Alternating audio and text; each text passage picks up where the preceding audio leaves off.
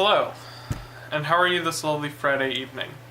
Today I had some other stuff recorded, and it's perfectly usable, there's nothing wrong with it, but I ended up staying awake until it was really late. It's about 2 a.m.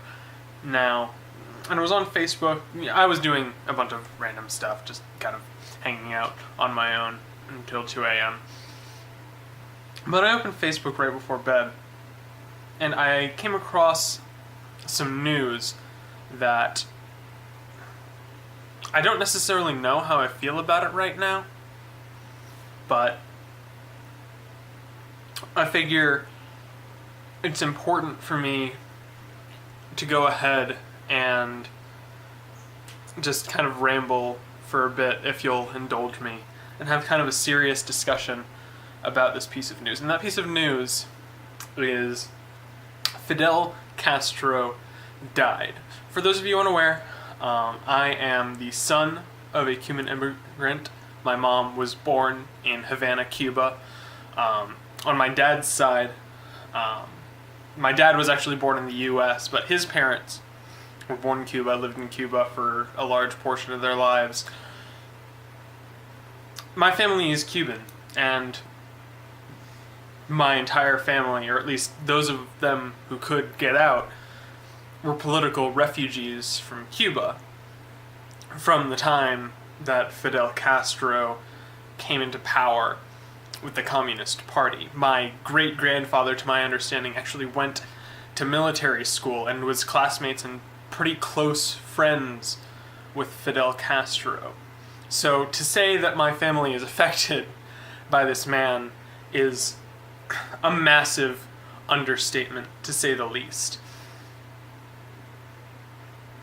And so you might be thinking that, this is a time for me to celebrate, that this is a time for me to say, yeah, the man who, not single-handedly, but led the rebellion that, basically broke my family away from their homeland, made it so that they couldn't rightfully return, that tore a lot of my family apart. There were a lot of people who just couldn't make it out of Cuba in time for the borders to be sealed off, for them to be able to leave safely, or anything like that.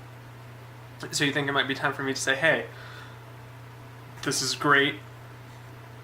One of the men who's responsible for doing all this stuff, he's dead. He's gone on, lived his life 90 years. I looked it up on Wikipedia. You might be thinking that, but on the same token, who knows where I would have been, what I would have been if I would have been, if he hadn't come into power. If my family hadn't come to America, what are the chances that my parents would have still met, and that I would have been born, and that my siblings would have been born, and that the world that I know would even be able to be perceived by me? And it's a big thought, and obviously I can't necessarily think in terms of that. I just need to deal with the fact that, this is the reality that I'm in. But it's hard for me to mourn. It's hard for me to celebrate the death of a person whose life led to mine. You could make the argument that if anything were different, everything would be different, in terms of quantum physics, butterfly effect, that sort of thing. But objectively speaking, if the Communist Party hadn't risen to power in Cuba, if there wasn't extreme political divide and the need for people to leave the country en masse as they did, and for a lot of Cuban people to find their way to the United States of America, I wouldn't be alive. Which is a big thing to say, but it's true. And that's not me saying that, I celebrate Fidel Castro, I celebrate his life, his political career, what he's done to Cuba, because a lot of bad stuff is going on in Cuba. Even though Fidel Castro is dead, the Communist Party is still in power. He hasn't even been in any formal office for 5-10 years. I don't know the exact date, but, it's been a while since he's actually formally held office. So it's not like, once he was out, Cuba's back to being a democracy and it's not going to be communist anymore, or socialist, or anything like that. That's not how it works. The Communist Party is still very much in power, and there's a lot of issues with Cuba that, even regardless of what your political beliefs are, whether you buy into socialism, whether XYZ, whatever else it is about you, I can't personally, in good conscience, visit my homeland because a lot of the people who caused my family to have to leave, even if they're not personally still in power, their ideology is still being pushed by the government there. Their world view, or their vision of Cuba, is still coming to its fruition. And obviously socialism is a big thing in the United States now, with Bernie Sanders being a pretty big contender in the most recent presidential election, with a lot of countercultural movements against capitalism, against imperialism, against all that sort of stuff.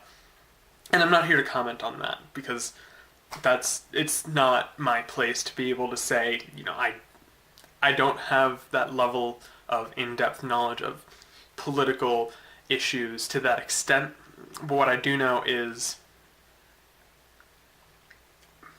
my family was affected deeply by the man Fidel Castro and what he believed in and his rise to power through the Communist Party. And this just isn't something that I've really had pause for thought on until I scroll through my Facebook feed and there are rallies of people celebrating his death, and I'm forced to question, is it something to be celebrated? Is it something I can celebrate? Or ultimately, is it something that's beneficial for a lot of people? I honestly can't say. And obviously this is a big time of turmoil. No one was ready for 2016. There are billions of memes about why 2016, but I don't know. I'm sorry. And I asked you earlier to indulge me rambly rant of me just giving my first feelings. And who knows, I might not even ever edit or upload this clip. I might just go with whatever else I had recorded for today, but I don't know.